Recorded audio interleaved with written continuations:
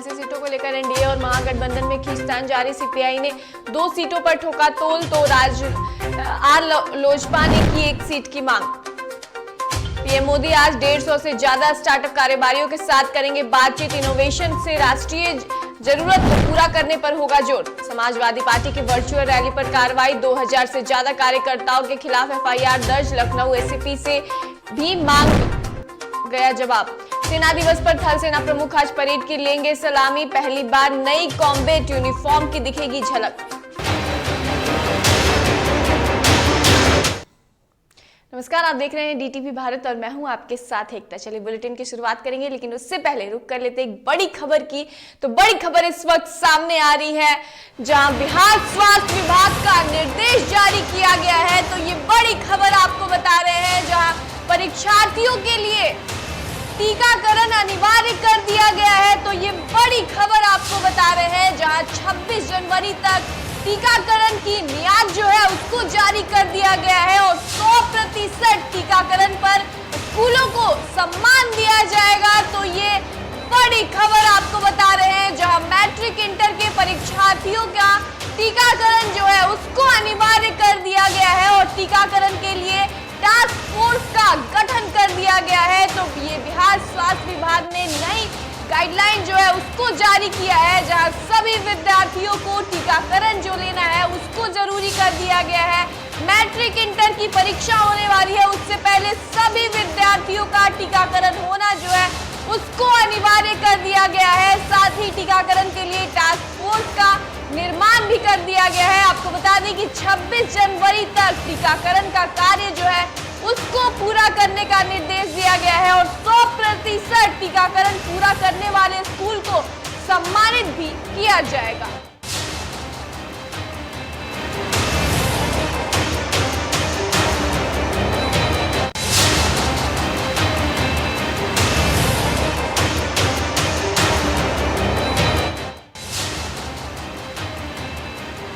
बड़ी खबर आपको बता रहे हैं, जहां बिहार स्वास्थ्य विभाग ने ये नई गाइडलाइंस जारी की है, जहां इंटर और मैट्रिक परीक्षा के पहले सभी परीक्षार्थियों का टीकाकरण जो है उसको अनिवार्य कर दिया गया है। 26 जनवरी तक सभी विद्यार्थियों का टीकाकरण जो है उसको पूर्ण करने की ये गाइडलाइन जो है उसको जारी किया गया है। साथ ही 100% टीका करने वाले स्कूल को सम्मानित भी किया जाएगा। और आपको बता दें कि टीकाकरण के लिए टास्क फोर्स अभियान जो है उसको भी जारी कर दिया गया है।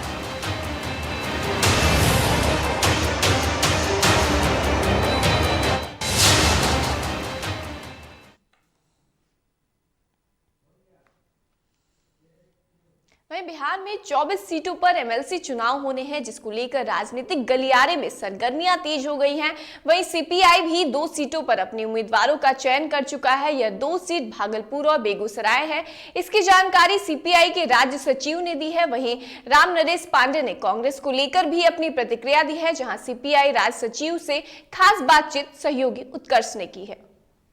24 सीटों पर स्थानीय निकाय के चुनाव होने हैं, जिसको लेकर एक बार फिर से महागठबंधन में सरगर्मियां तेज हो गई हैं। हमारे साथ सीपीआई के राज्य सचिव हैं राम नरेश पांडे जी।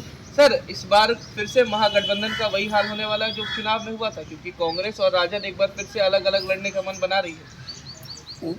देखिए, निकाय के चुनाव में महागठबंधन एकजुट रहेगी और एकजुटता के साथ चुनाव मैदान में उतरेगी।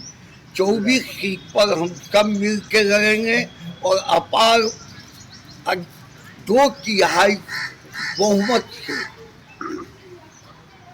हम लोग महागठबंधन की ओर से उम्मीदवार जीतेंगे। देखिए, हम 2 हमारी परंपरागत सीट, पूर्व में हम विधान पार्षद वहाँ निर्वाचित हुए, बेगूसराय भागलपुर, तो यह तो मेरा दावा है, निर्वाचित हुए।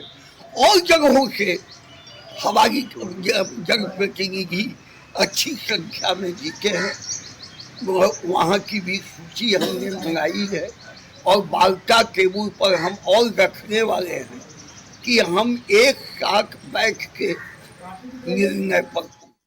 24 सीटों पर होने वाले एमएलसी चुनाव को लेकर महागठबंधन के अलावा एनडीए में खींचतान चल रही है। हम और वीआईपी के बाद अब आर लोजपा ने भी एक सीट की मांग कर दी है। बता दें कि पशुपति पारस ने परंपरागत सीट हाजीपुर की मांग की है।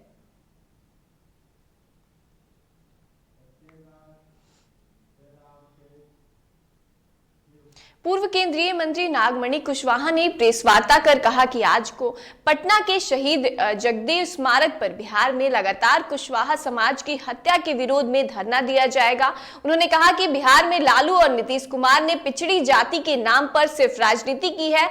15 जनवरी से शहीद जगदेव पथ से रथ निकलेगा जो पूरे बिहार में भ्रमण करेगा। वहीं नागमणि कुशवाहा के आवास पर मकर संक्रांति के भोज का आयोजन भी किया गया है। प्रमुख मांगे हैं। एक तो विगत कुशवाहा समाज के कम से कम 8-10 इम्पोर्टेंट लोग की हत्या हुई थी। पूरे समाज के लोगों में आक्रोश है तो उसके खिलाफ। और दूसरा 27% से 52% आरक्षण की लड़ाई का श्री गणेश कल हम लोग करेंगे, क्योंकि बड़ा स्पष्ट है कि देश में 10% सवर्णों का पॉपुलेशन है, उनको 10% आरक्षण मिल गया तो वाई नॉट कि 27 से 52% क्यों नहीं होगा। तो उसी के लिए कल धरना हम लोग दे रहे हैं।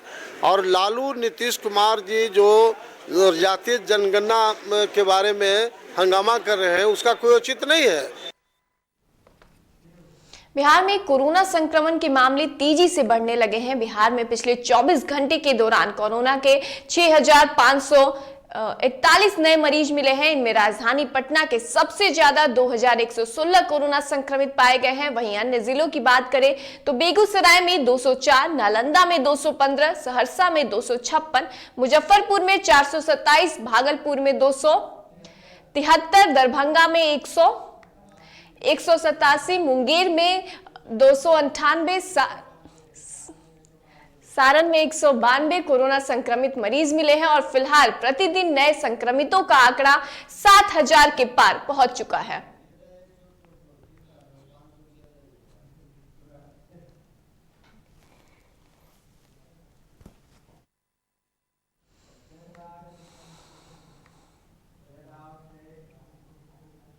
हर तरफ कोरोना के मामले बढ़ते जा रहे हैं तो दूसरी तरफ राजधानी पटना में कोरोना संक्रमण के हालात बद से बदतर होते जा रहे हैं। सरकारी कार्यालयों में कोरोना का संक्रमण फुल स्पीड के साथ फैल रहा है। वहीं पटना स्थित आयकर विभाग के ऑफिस में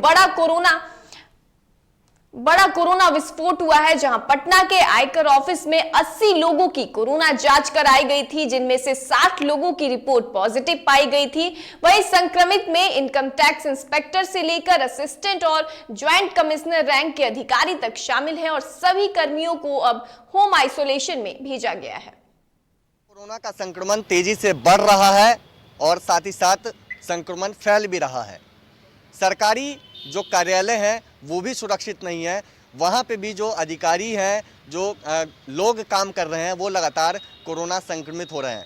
इस वक्त मेरी मौजूदगी जीएसटी ऑफिस में है, इनकम टैक्स गोलंबर के पास जो जीएसटी भवन है, और यहाँ पे करीब 80 लोगों की कोरोना की जांच की गई थी, जिसमें से करीब 60 जो ऐसे लोग हैं जिनकी जो रिपोर्ट आई है वो पॉजिटिव आई है। और संक्रमित में जो इनकम टैक्स इंस्पेक्टर से लेके जो असिस्टेंट और जॉइंट कमिश्नर रैंक के जो अधिकारी हैं वो शामिल हैं। फिलहाल आप इसी जीएसटी भवन में हम मौजूद हैं और यहाँ पे भी जो गार्ड हों या फिर कई जो कर्मचारी हों वो अब सावधानी बरत रहे हैं। मास्क पहना जा रहा है। हालांकि इस भवन को यहाँ पे सैनिटाइज भी किया जाना है, लेकिन उससे पहले अब ये जो कोरोना का विस्फोट हुआ है, 80 जो कर्मी हैं उसमें से करीब 60 जो कर्मचारी हैं, अधिकारी को जोड़ के वो लोग कोरोना से संक्रमित पाए गए हैं।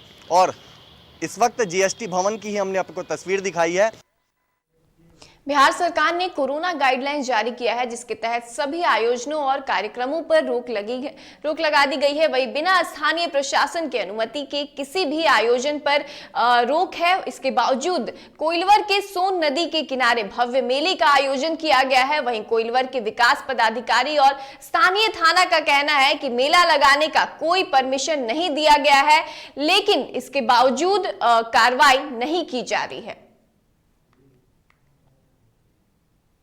सुपौल की, जहां सुपौल के एसएसबी कैंप में हाई वोल्टेज तार की चपेट में आने से 3 जवानों की मौत हो गई। वहीं 9 जवान घायल बताए जा रहे हैं, साथ ही 4 की हालत गंभीर बताई जा रही है। वहीं सभी जवान भी बटालियन के हैं। जानकारी के मुताबिक सुपौल में शुक्रवार को करंट लगने से एसएसबी के 94 बटालियन के 3 जवानों की मौत हो गई। इस हादसे में 9 जवान घायल हो गए, जिनमें से 4 की हालत गंभीर बताई जा रही है। संख्या जो हमारे पास आया था वो 12 लोगों की थी, जिसमें 3 ऑलरेडी डेथ थे जो आए, और पूरा उसका उपचार करने की कोशिश करने के बाद भी, सीपीआर देने के बाद भी नहीं सर्वाइव किए। ईसीजी भी फ्लैट आया उन लोगों का। बाकी 4 लोगों का जो स्थिति गंभीर रहने के कारण उसको भी रेफर कर दिए हैं अभी। रोहतास के हकारपुर में करंट लगने से पति की मौत हो गई, तो वहीं पति को बचाने गई पत्नी भी करंट लगने से झुलस गई, जिसके बाद पत्नी का इलाज नौहट्टा के रेफरल अस्पताल में जारी है। वहीं पति के शव को पोस्टमार्टम के लिए सदर अस्पताल भेज दिया गया है।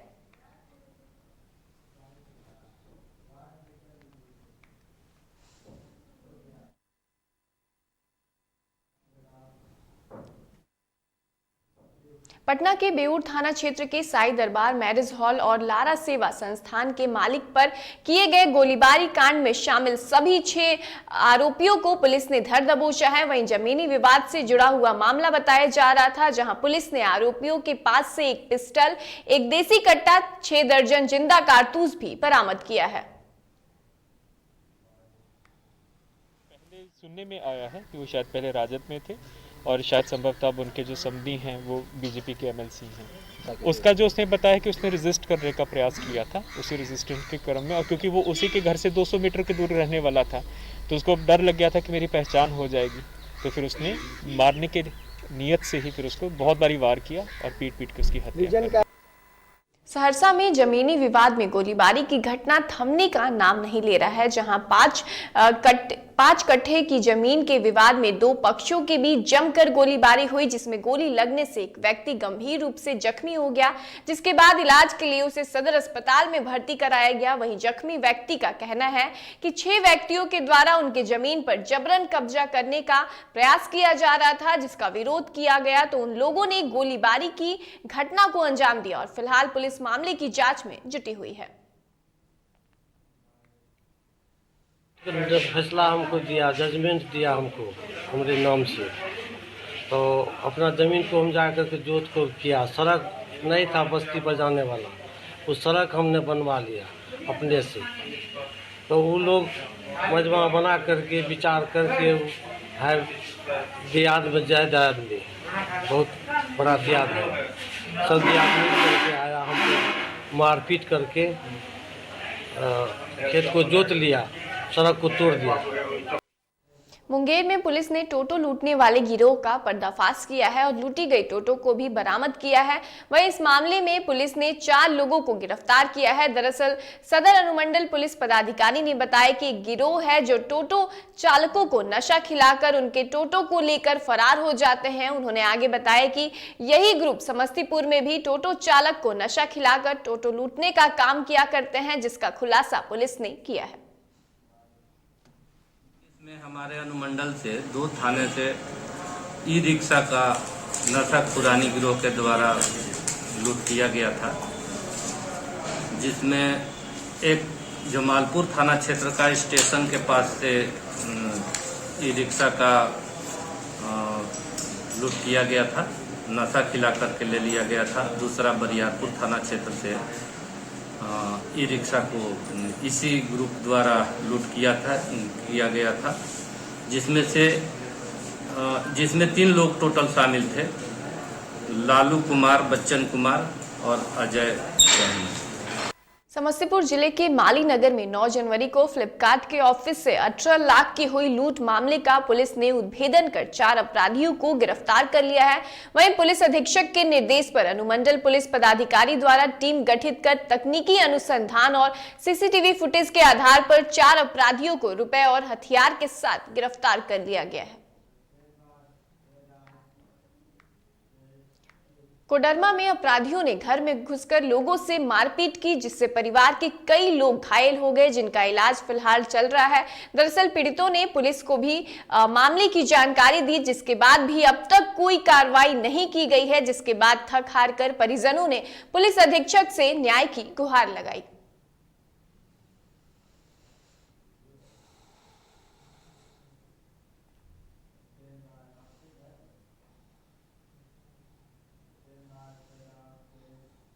बात कर ले देश विदेश की खबरों की, जहां प्रधानमंत्री नरेंद्र मोदी आज सुबह 10:30 बजे वीडियो कॉन्फ्रेंस के माध्यम से 150 से अधिक स्टार्टअप कारोबारियों से बातचीत करेंगे, जहां कृषि, स्वास्थ्य, उद्यम प्रणाली, अंतरिक्ष, उद्योग 4.0, सुरक्षा, फिटनेस, पर्यावरण आदि सहित विभिन्न क्षेत्रों के स्टार्टअप से बातचीत में भाग लेंगे। वहीं बातचीत के दौरान प्रत्येक ग्रुप बताए गए मूल विषय पर प्रधानमंत्री के समक्ष एक प्रस्तुति देगा। वहीं बातचीत का उद्देश्य यह समझना है कि देश में नवाचार पर जोर देकर स्टार्टअप उद्योग किस प्रकार राष्ट्रीय जरूरतों के प्रति अपना योगदान दे सकते हैं।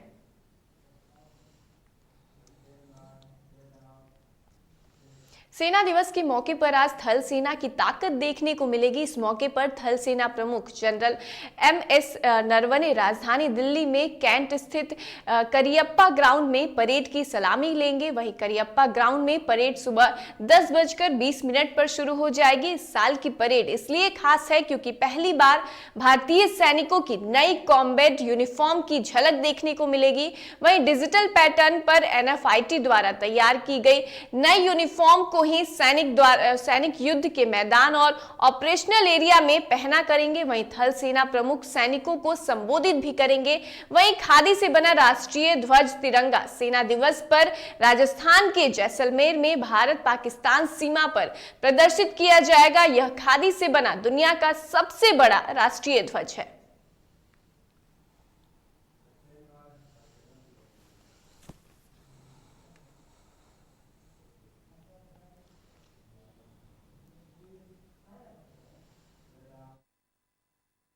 उत्तर प्रदेश की राजधानी लखनऊ में समाजवादी पार्टी के प्रमुख अखिलेश यादव ने कोविड प्रोटोकॉल को तोड़कर रैली का आयोजन किया।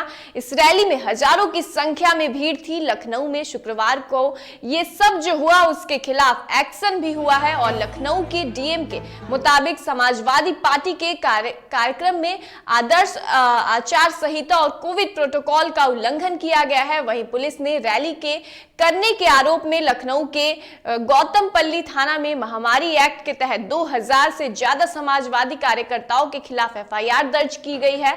वहीं FIR फिलहाल अज्ञात लोगों के खिलाफ हुई है, नामजद नहीं है। इतना ही नहीं, पुलिस पर भी एक्शन हुआ है। चुनाव आयोग ने गौतमपल्ली इलाके के SHO को सस्पेंड कर दिया है। साथ ही लखनऊ के SCP से भी जवाब मांगा गया है।